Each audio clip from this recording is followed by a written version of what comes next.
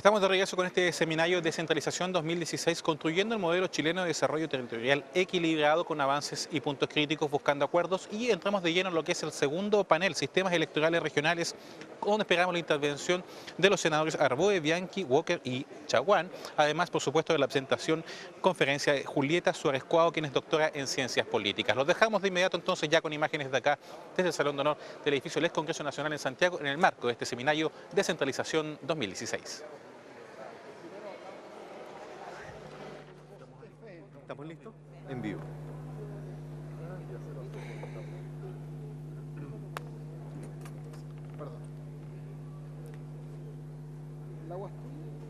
¿Aló? Muy buenos días, señoras y señores.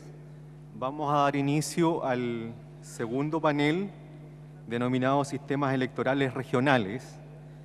La experiencia internacional comparada, alternativas para la elección de gobernadores regionales. Dada la alta importancia esta materia representa para el avance de la reforma que permite la elección de gobernador regional, es vital buscar acuerdos necesarios para que esta iniciativa no solo avance, sino que permita su implementación durante el año 2017. Hemos tenido en la primer panel ya algunos atisbos de cuáles son las posibilidades que van emergiendo. Y, por supuesto, nuestra fundación está generando espacios de diálogo que permitan que se facilite esta búsqueda de acuerdos. Hay una excusa del senador Felipe Arboe, que era parte de este panel. La semana pasada fue citado a una comisión mixta que le impide estar en este seminario. De manera tal que tenemos a don Carlos Bianchi, senador de la región de Magallanes, a don Patricio Walker, senador de la región de Aysén, y don Francisco Chaguán, de la región de Valparaíso. En el orden es el siguiente: va a exponer Julieta Suárez, a continuación el senador Chaguán, le va a seguir el senador Walker y va a finalizar el senador Bianchi. Sin más, le doy la palabra a Julieta Suárez Cuao, quien es doctora en Ciencia Política, profesora de la Universidad Católica, doctorada en Northwestern, Estados Unidos. Y sin más, le doy la palabra para que inicie su presentación. Muchas gracias, Jorge. Muchas gracias a la Fundación Chile Descentralizado por la invitación. Senadores, consejeros regionales, público en general. Mi presentación trata, o me obligaron a pensar sobre probables formas de elegir al futuro gobernador regional, teniendo en cuenta la experiencia comparada. En este sentido, a mí como extranjera, me llama mucho la atención que Chile, dentro de los países con los que les gusta compararse, como dijo Juan Andrés en el panel anterior, es uno de los pocos en los cuales las autoridades regionales ejecutivas son designadas y no electas. Y me parece que es súper importante que en este momento estén decididos a dar un paso certero con la descentralización política.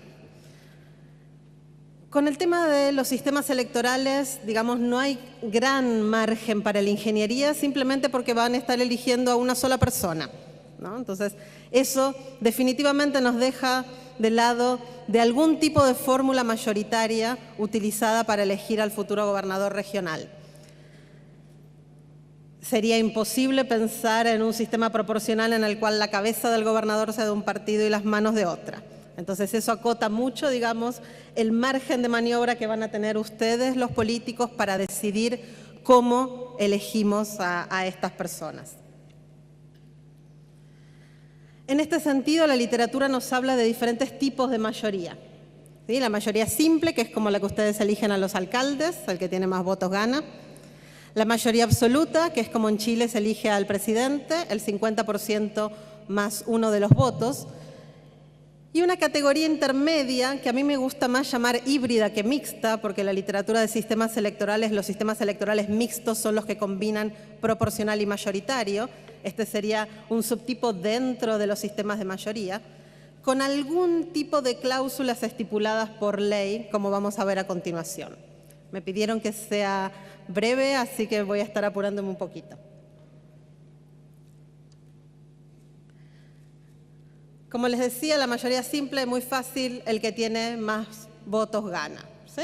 Ejemplos regionales, la mayoría de los gobernadores argentinos, los gobernadores colombianos, los gobernadores mexicanos, los gobernadores venezolanos, los intendentes uruguayos, los gobernadores departamentales paraguayos, casi todos los gobernadores de Estados Unidos, con excepción del gobernador de Luisiana, y los representantes a las legislaturas canadienses que luego van a elegir los premier presidencial. Todos estos países, muy diferentes entre sí, eligen a sus autoridades ejecutivas regionales con un sistema de mayoría simple. Del otro lado tenemos el sistema de mayoría absoluta, ¿sí? El que exige que el ganador o la ganadora tenga por lo menos el 50% más uno de los votos. Y acá es donde la cosa se empieza a poner un poquito más complicada, porque la única forma de asegurarnos que algún candidato obtenga esta mayoría es pensando vías alternativas, ¿sí? Necesitamos algo más en el caso que en la primera elección ningún candidato llegue a ese caudal electoral. En general, lo que más se usa es el balotage francés, que es lo que se usa aquí a nivel presidencial. Si ninguno llega en una primera vuelta, se hace una segunda ronda electoral. Hay otra forma de hacerla que está recién en los diarios, porque es de la manera en que ganó el alcalde de Londres. No sé si se enteraron, fue una elección muy llamativa. Por primera vez un musulmán, laborista, abogado de derechos humanos, hijo de un conductor de micro, acaba de ser electo gobernador de Londres con un sistema de mayoría absoluta a una vuelta, ¿sí? Este sistema se utiliza mucho en Australia, mucho de la literatura lo conoce como el sistema australiano, y lo que implica es un voto de preferencias, en el cual si un candidato no logra el 50% más uno de las primeras preferencias, empiezan a contar las segundas, terceras, cuartas, etcétera, preferencias de los votantes.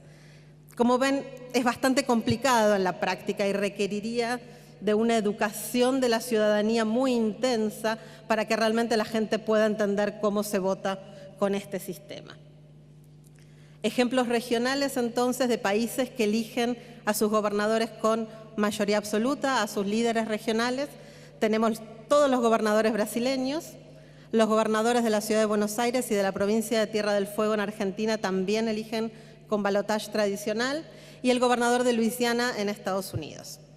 Con esta mayoría, una vuelta que les contaba recién que está en los diarios gracias a Londres, tenemos a algunos estados australianos y no tanto a nivel regional, pero a nivel local, el alcalde en San Francisco, en California, en Estados Unidos, y todos los alcaldes de Inglaterra se eligen de esta manera, ¿sí? Como ven, en general, el sistema de mayoría absoluta a una vuelta está más ligada a sistemas parlamentarios, con lo cual tampoco me parece que sería una opción a tener en cuenta para el caso que les compete a ustedes ahora.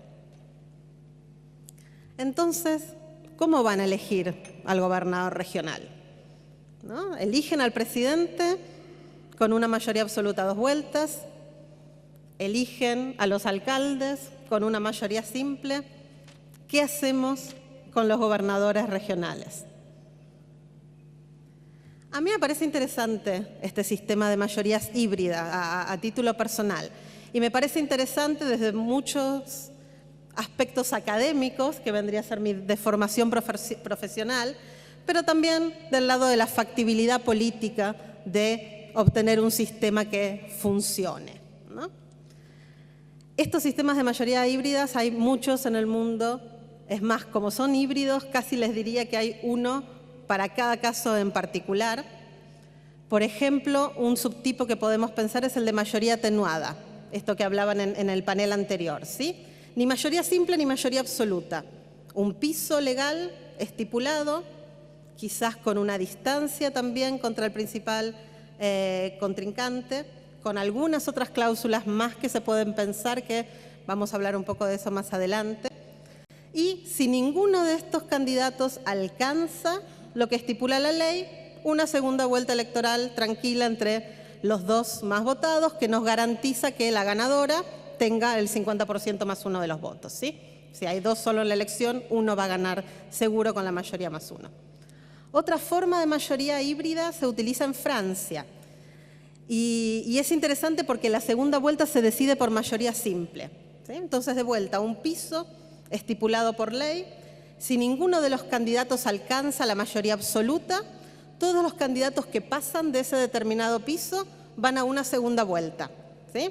En las elecciones regionales francesas, por ejemplo, es el 10%. Si ningún candidato obtiene el 50% más uno de los votos, todos los que superan el 10 van a una segunda vuelta.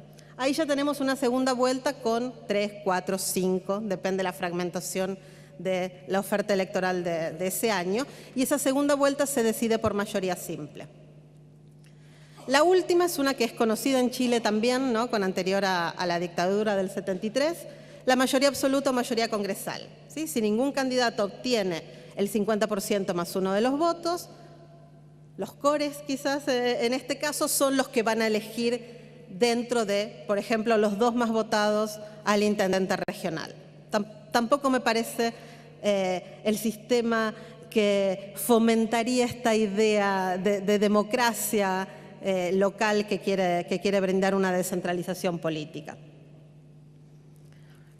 ¿Qué tipos de cláusulas podemos pensar en este subtipo de mayoría atenuada, mayoría absoluta? Como les decía antes, un piso.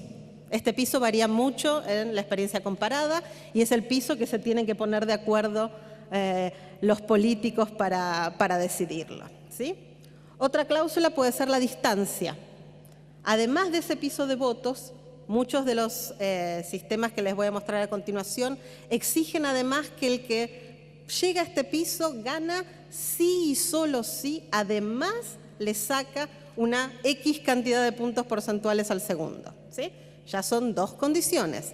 Si estas dos condiciones no se cumplen, hay una segunda vuelta tradicional, ¿sí? Una tercera condición que a mí, que soy especialista o que estudio política territorial y regional, me parece súper interesante, es pensar en una cláusula territorial. Chile es un país cuya densidad poblacional está heterogéneamente distribuida, por decirlo de alguna manera, ¿no?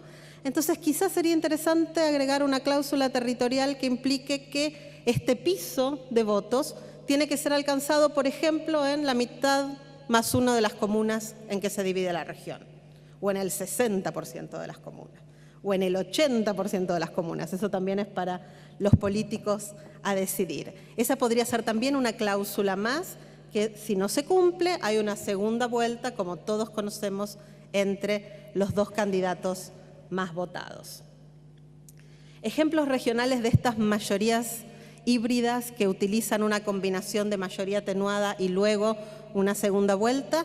Tenemos, por ejemplo, la provincia de Chaco en Argentina, que gana el candidato que llega al 45% de los votos, o si saca entre el 40 y el 45 y le saca 10 puntos de ventaja a su principal competidor, también puede ganar. De lo contrario, una segunda vuelta entre los dos candidatos más votados. Otro ejemplo es el de los gobernadores departamentales bolivianos, ¿sí? Ellos en este momento ganan, obviamente, si alcanzan la mayoría absoluta de los votos, pero si ninguno alcanza la mayoría absoluta de los votos, pero tiene un 40% y le saca 10 puntos de ventaja a su principal competidor, también se evita la segunda vuelta electoral y esa candidata es nombrada gobernadora departamental. En Perú es el caso que tiene la cláusula más permisiva, por llamarlo de alguna manera, y puede ser ungido ganador un candidato a gobernador regional con el 30% de los votos, ¿sí? Sin importar la distancia, sin ningún otro tipo de cláusula. ¿Cuáles son las ventajas desde un punto de vista académico que uno puede pensar de estos híbridos medios frankensteinianos de sistemas electorales mayoritarios? Bueno, yo creo que para el caso que nos compete es importante que un piso que sea menor a la mayoría absoluta permita la formación y la emergencia de fuerzas regionales, ¿no? Digamos, para algo uno tiene una elección de gobernador regional. Sería bueno que en aquellas regiones donde realmente la ciudadanía sienta la necesidad, tenga la intención, guste de organizarse, tuviera un sistema electoral que no penalice estos esfuerzos organizativos y que permita entonces la emergencia de nuevos partidos políticos, por ejemplo.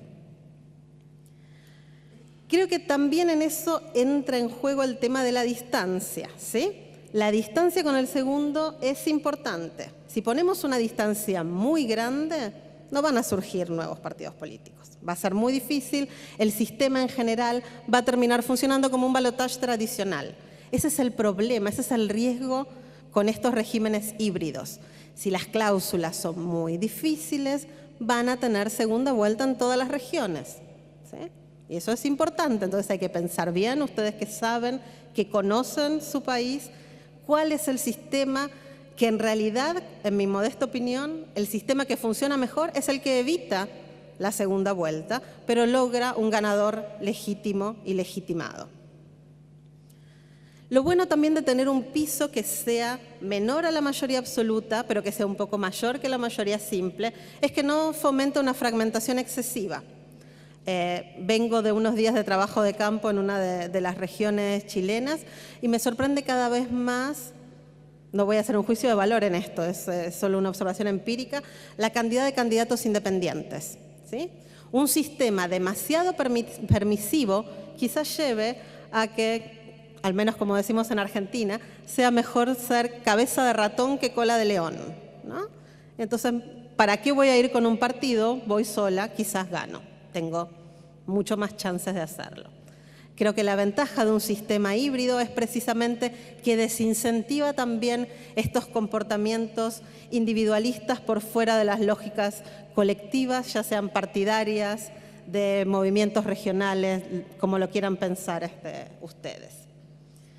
Creo que también el hecho que les decía antes de que este sistema funciona bien si realmente evitamos la segunda vuelta es que, bueno, no les voy a decir nada nuevo, pero hay un cierto hartazgo de ciudadanía en Chile, hay una desafección política y partidaria importante, hay una bajísima participación electoral. Si estamos obligando a la gente constantemente, además, a ir 2 veces para elegir un gobernador regional, que según escucho también en el primer panel, quizás no tenga dientes, ¿no? Quizás sea un gobernador con muy pocas atribuciones y con muy pocos fondos, al menos los primeros años, probablemente tengan una participación muy baja y eso es absolutamente lo contrario que uno espera cuando está pensando una reforma electoral, pero más aún cuando estamos pensando una descentralización política. ¿Cuáles son los riesgos de estos sistemas híbridos? Bueno, un riesgo o lo podríamos ver quizás como una oportunidad, es que como va a ser un sistema diferente al que se usa para alcaldes y diferente al que se usa para presidente, va a haber que educar a la ciudadanía, va a haber que explicarles cómo se elige, cómo se decide, qué implica, si es que hay una diferencia entre el primero y el segundo, cuál es el piso mínimo de votos, si es que realmente ponemos una cláusula territorial en X cantidad de comunas. Todo eso tiene que quedar claro y hay que insistir mucho para que realmente la ciudadanía sepa qué está votando y cómo se va a decidir su voto, cómo su voto se va a traducir en el apoyo para una persona que va a ser electa. Y esto es un riesgo y es una oportunidad también enorme para volver a educar en política a la ciudadanía en Chile. Otro riesgo, que quizás esa ya no es mi deformación profesional, sino mi deformación de origen, es la suspicacia o la conspiración de que son sistemas elegidos con calculadora en mano, ¿sí? Puede generar ciertas suspicacias ad hoc. Yo creo que como van a estar eligiendo gobernadores regionales en regiones muy diferentes, con apoyos partidarios muy distintos, en este caso no es un riesgo tan grande, ¿sí? Es difícil tener un sistema electoral que genere un sesgo partidario tal que me garantice que el mismo partido va a ganar en todas las regiones. Yo diría es imposible, ¿no? Si fuera un sistema nacional es mucho más fácil, pero para un sistema regional es un riesgo que, si bien me gustaría que lo tengan en mente, creo que no es tan relevante. Otro punto para tener en cuenta con respecto a la elección de estos gobernadores regionales es el tema de la reelección, ¿sí? La reelección es muy importante. Ustedes saben que constituciones se reforman solo para conseguir que el Ejecutivo se reelija, ¿sí? A la vez hay muchas diferentes formas de encarar el tema de la reelección, ¿sí? Podemos prohibirla totalmente, que el gobernador regional pueda hacerlo solo una vez en su vida y nunca más, por el mandato de los 4 años que tenga. Suena un poco extremo para un cargo de gobernador regional, ¿no? Podemos pensar en permitir la reelección. ¿Cómo? Y bueno, puede ser inmediata, puede ser dejando pasar un periodo o puede ser indefinida y para siempre. ¿Qué nos dice la literatura especializada sobre el tema de reelección? Que es bastante complicado porque hay 2 aspectos que están en constante tensión. La reelección, por un lado, tiene un montón de aspectos positivos. Fomenta la rendición de cuentas, hace al candidato electo responsable ante las demandas de las ciudadanías, porque obviamente es alguien que va a tener en mente su perspectiva electoral, ¿sí? No solo porque es buena persona, sino también porque obviamente quiere continuar en el cargo, va a tener muchos más incentivos de hacer un buen trabajo, de escuchar a la gente, de mostrar su transparencia. El problema es que cuando la reelección es indefinida, todos estos aspectos positivos se ven muchas veces desbalanceados fuertemente por un gran aspecto negativo, que es la ventaja del incumbente, la ventaja de ser el gobernador regional, la ventaja de ser el alcalde, las ventajas que tengo en cuanto a recursos para manejar mis futuras campañas, en cuanto a redes territoriales, ¿sí? ¿Qué creo yo entonces?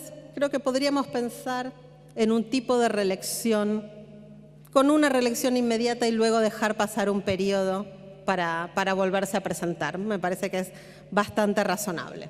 Ejemplos regionales, muchísimos. Hay tantos distintos tipos de reelección casi como ejemplos que podamos pensar. En Argentina casi todos los gobernadores pueden reelegirse inmediatamente por un solo término.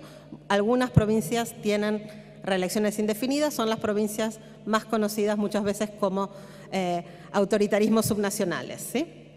En Bolivia, los gobernadores también pueden reelegirse inmediatamente por un solo periodo. Brasil acaba de prohibir la reelección, ¿sí? A partir del 2018, los gobernadores en Brasil van a tener que dejar pasar un mandato para volverse a reelegir. En Colombia es esta la forma, se pueden reelegir, pero no inmediatamente. En Ecuador es indefinido, en Venezuela es indefinido. En México no se pueden elegir nunca más. Uno fue una vez gobernador de un estado y después tiene que ir a buscar otro trabajo, ¿sí? Diputado, senador, alcalde, pero no puede volver a ser gobernador. Como ven, hay muchas diferencias en la práctica. Yo les traje un ejemplo, es una propuesta probablemente realizada desde, como decimos los académicos, la Torre de Marfil. No soy política, no soy chilena, no conozco mucho las dinámicas políticas particulares, pero ¿qué sistema me parece razonable para elegir a los gobernadores regionales? Y me parece que el piso podría estar entre un 30%, que quizás es muy poco, y un 40% de los votos. Más del 40%, la verdad que me parece mucho, y creo que en la práctica va a terminar funcionando como una mayoría absoluta a 2 vueltas. La distancia en esto estoy casi convencida. La distancia tiene que ser mínima para precisamente poder permitir la formación de nuevos actores regionales relevantes. Pero tampoco puede ser sin ningún tipo de distancia, porque podemos terminar como México en el 2006, con Calderón habiéndole ganado a López Obrador por menos de un punto de ventaja. Y eso genera problemas. Eso genera suspicacias, genera dudas sobre, por ejemplo, la limpieza de las elecciones, y es algo que ustedes no quieren tener. Entonces, una distancia pequeña, pero razonable, me parece la de 5 puntos. A mí, de vuelta, personalmente me interesa mucho el tema de un piso regional. que incentive a que los candidatos a gobernador no hagan solo campaña en las ciudades cabeceras de las regiones, que los haga irse a las diferentes comunas a escuchar las demandas de la gente. Y me parece que en un país como Chile esto sería una innovación muy interesante y sería realmente de vanguardia en la región. Y como les decía antes, con una reelección inmediata. Si no se llega al piso, si no se llega al piso a la distancia, si no se llega al piso en la cantidad de comunas que a los políticos les parezca relevante, hay una segunda vuelta electoral entre los dos más votados. Y para terminar, ¿cuáles son los objetivos detrás de esto? Tratar de balancear dos tensiones en pugna, la gobernabilidad y la representación. Los mejores sistemas electorales que fomentan la representación en general tienen malos resultados con respecto a gobernabilidad. Los sistemas electorales que generan gobiernos mucho más gobernables muchas veces dejan a mucha cantidad de gente fuera o sienten que su voto no vale. Un sistema híbrido nos permitiría balancear estas dos cosas, tener ejecutivos legítimos, legitimados y gobernables y a la vez ampliar el abanico de representación a la ciudadanía regional. Evitar obviamente la fragmentación excesiva. Nadie quiere ser Perú. ¿Sí? Nadie quiere tener de los 130 diputados que están sentados ahora en el Congreso Nacional Peruano, 100 que no pertenecen a un partido político. ¿Sí? Nadie quiere hacer eso. Un sistema entonces híbrido con una mayoría un poco más alta que la mayoría simple también nos evita esta tentación de mejor ser cabeza de ratón que cola de león, como les decía antes. Y a la vez fomenta la creación de acuerdos. Porque si no se llegan a estas cláusulas, van a haber que tener una segunda vuelta electoral con todas las ventajas en el tema del consenso y los acuerdos que eso pueda traer. ¿Qué incentiva, como decía antes varias veces, la formación de fuerzas regionales? A mí esto me parece interesante, me parece importante y creo que el hecho de que cada vez haya más independientes es un indicio de que probablemente se pudieran formar nuevas alternativas colectivas políticas a nivel regional. Fomentar una visión de la región en su totalidad. La cláusula territorial creo que sería bueno para esto. Que el candidato haga campaña por toda la región, que generen propuestas programáticas para todos los intereses de la región y que no se focalicen solamente en las localidades más densamente pobladas. La reelección, promover la rendición de cuentas, promover la transparencia sin perder la alternancia. ¿Sí? La posibilidad de una reelección inmediata entonces fomenta la rendición de cuentas, permite aprovechar la expertise que va a ganar. Están creando además un cargo nuevo en términos electorales, ¿no? Y por lo que veo también con el tema de capacidades y eventualmente supongo que vendrá una descentralización fiscal y una descentralización administrativa. Va a ser realmente un cargo nuevo y va a ser importante tener a alguien que, si ganó la expertise de 4 años, quizás se pueda quedar 4 años más en el gobierno.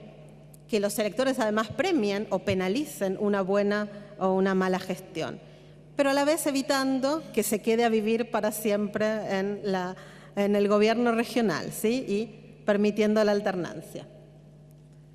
En conclusión, y esto es quizás un llamado que puedo hacer como académica, en eso tengo la suerte de no ser representante electa, están decidiendo un sistema para las generaciones futuras, ¿sí? Entonces yo entiendo, obviamente, no soy ingenua, soy argentina, entiendo la necesidad de la calculadora en mano, pero digamos, el horizonte es mucho más largo y es importante pensar entonces qué tipo de sistema electoral van a estar dejando para sus hijos y para sus nietos, que no constriña las identidades regionales, que las deje florecer, pero tampoco que termine fragmentando de una manera extremada la oferta electoral. Que en caso de que esta oferta se fragmente, por X motivos puede pasar, entonces obligue a una segunda vuelta electoral donde los acuerdos vuelven a ser importantes, ¿sí? Donde no se premia la fragmentación excesiva con un puesto de el que tiene más votos gana. Y realmente, y en esto quizás ahí sí voy a pecar de ingenua, cumpla con el principal objetivo de la descentralización política, que es realmente acercar el gobierno a la gente de regiones. Gracias.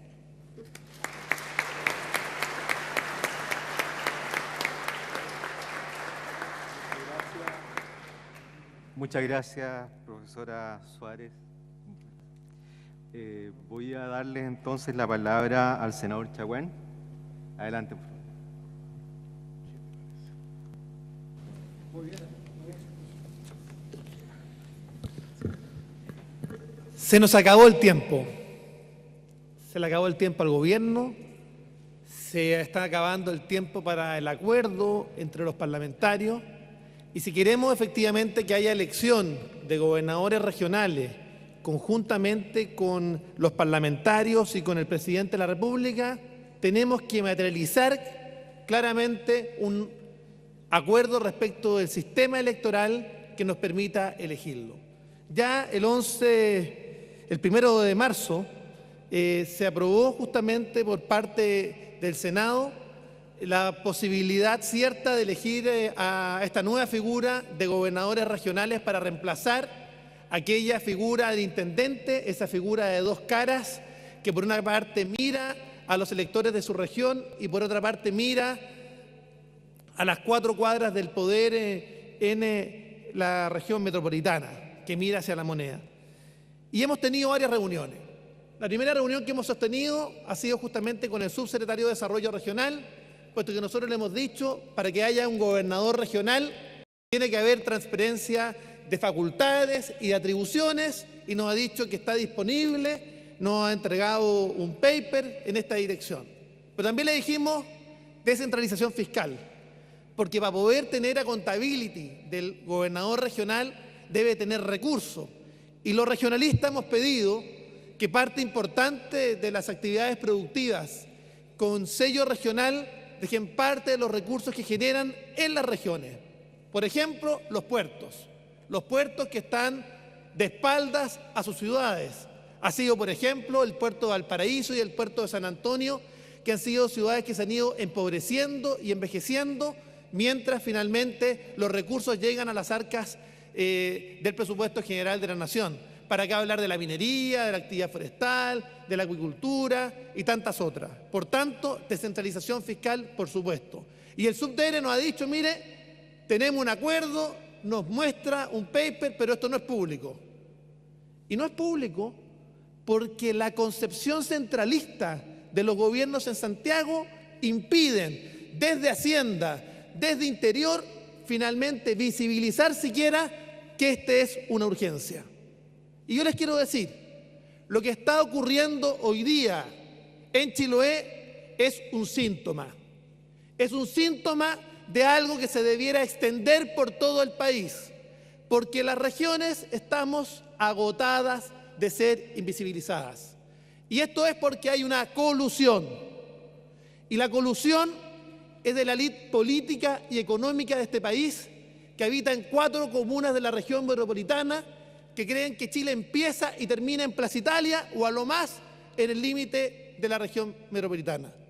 Y la realidad regional es nuestra, invisibilizada. ¿Para qué hablar de la política nacional de campamentos? Mi región, 1/3 de los campamentos de Chile, absolutamente invisibilizado. Política de puerto, absolutamente invisibilizado. Esta y tantas otras.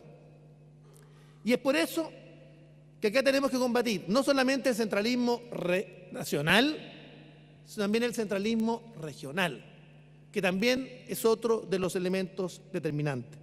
Descentralización administrativa, por supuesto, traspaso de facultades, descentralización fiscal, por supuesto, pero también hay otro elemento.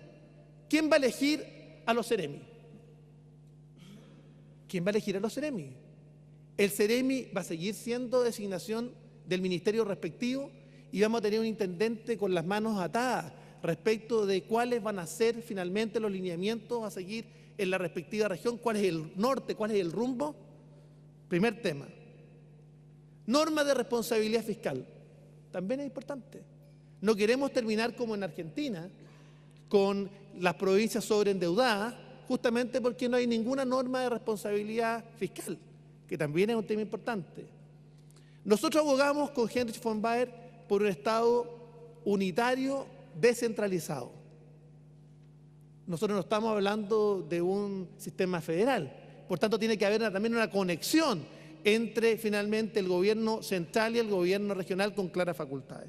Y para entrar derechamente al fondo de lo que se nos ha solicitado. tiene que haber equilibrio entre representatividad, legitimidad, gobernabilidad y gobernanza. ¿Y qué implica esto? Que no podemos seguir siendo el único país sudamericano que no elija a sus autoridades regionales. Y para ello, lo que yo propuse al Congreso Nacional, es parte de los proyectos de ley que están en curso, es justamente un sistema híbrido como el que propuso Julieta. ¿Qué proponemos? Un sistema similar al de la provincia del Chaco. ¿Qué quiere decir esto? Que en definitiva, si no hay un candidato que obtenga más finalmente del 45% o el 40%, pero que no obtenga una diferencia sustantiva con el que le sigue, estamos hablando del 10%, finalmente tenemos que proceder a una segunda vuelta. ¿Por qué creemos que este es un sistema importante que puede abrir un espacio de diálogo? Primero porque el oficialismo quiere mayoría absoluta, la oposición quiere mayoría relativa. Yo creo que esta es una posibilidad de encontrar un punto de encuentro que nos permita equilibrar legitimidad, representatividad, gobernanza en la respectiva región. Nosotros además hemos dicho que efectivamente tenemos que proceder a un sistema, y me parece muy interesante lo que planteaba Julieta. Tenemos que combatir el centralismo regional. Si tenemos candidatos a gobernadores regionales, concentradas en las capitales regionales, en el Gran Valparaíso, ¿cuándo vamos a ver en mi región a un gobernador regional en Putaendo, o en Cabildo, o en Calle Larga? Nunca más. Por eso es tan importante que efectivamente podamos incorporar una variable que diga relación con un mínimo apoyo que tenga justamente ese candidato a gobernador regional en estas zonas que no tengan concentración o alta concentración electoral. Otro de los elementos que hemos señalado es que yo soy autor, junto con otros parlamentarios, del proyecto de ley del límite a la reelección indefinida de diputados, senadores, alcaldes, concejales y core, y yo agrego intendentes o la nueva figura, gobernadores regionales. Puesto que creemos que una reelección es suficiente para los efectos de impedir finalmente que la región se transforme en cautiva del líder, del cacique que busca la reelección indefinida. También hemos señalado claramente que acá hay que generar, por otra parte, la posibilidad de una continuidad de los proyectos regionales. Los proyectos regionales de largo aliento, los proyectos regionales que buscan transformar una región, requieren continuidad en las políticas. Y para eso se requiere continuidad también de los equipos técnicos. Se requiere formar masa crítica regional. ¿Y por qué lo planteo? Porque hay que evitar los procesos de descentralización fallida como en Perú, donde tenemos a los líderes regionales, la mayoría procesados o encausados, o porque no haya accountability, o porque finalmente no hay normas de responsabilidad fiscal, o finalmente porque no hay masa crítica capaz de encabezar ese proceso. Y en ese sentido nosotros hemos señalado que acá es necesario, y yo voy a hablar solamente por mi región, que hoy día, si uno piensa en la región de Valparaíso, después de la cuarta etapa de la Avenida España, que soterró justamente Merval, que es la columna vertebral del transporte público, ¿cuál otro gran proyecto transformador hemos tenido en nuestra región? Nosotros estamos abogando, por ejemplo, por el Canal de la Prosperidad, que es un proyecto que lleva 80 años, que lo partió Alessandri, luego Balmaceda, luego el presidente Allende comenzó su implementación con 3.000 voluntarios, que el 73 se interrumpió, y que es de traer agua desde el río Maipo, desde la desembocadura del río Maipo, para alimentar finalmente Casablanca y que sea un reservorio de agua dulce en Peñuela para el Gran Valparaíso. Proyectos como ese, que sería la gran obra de contención de la desertificación en Chile, no se habla. Logramos finalmente a finales de enero que el Ministerio de Obras Públicas finalmente nos creyera y firmara los acuerdos de prefactibilidad. los temas que hice en relación con una zona que está con catástrofe hídrica, Petorca, Cabildo, La Ligua, donde efectivamente si uno hiciera, y logramos hacerlo en la comisión técnica, un avance en materia de actualizar los índices de avance en la desertificación, la situación en mi región es catastrófica. ¿Dónde están las soluciones? Nadie quiere romper huevos. Nadie quiere romper huevos. Y con esto termino. Un tema importante es que efectivamente también haya la posibilidad de establecer un requisito esencial. Y ese requisito esencial parte necesariamente con la necesidad de la residencia en la región. No más superhéroes de Santiago, superdotados de Santiago, que creen que en definitiva en regiones somos interdictos. Y finalmente, nuestros representantes en el Parlamento de cada una de las regiones del país viven en estas 4 comunas de la región metropolitana, donde finalmente está la élite, la concentración de la élite económica política que maneja Chile.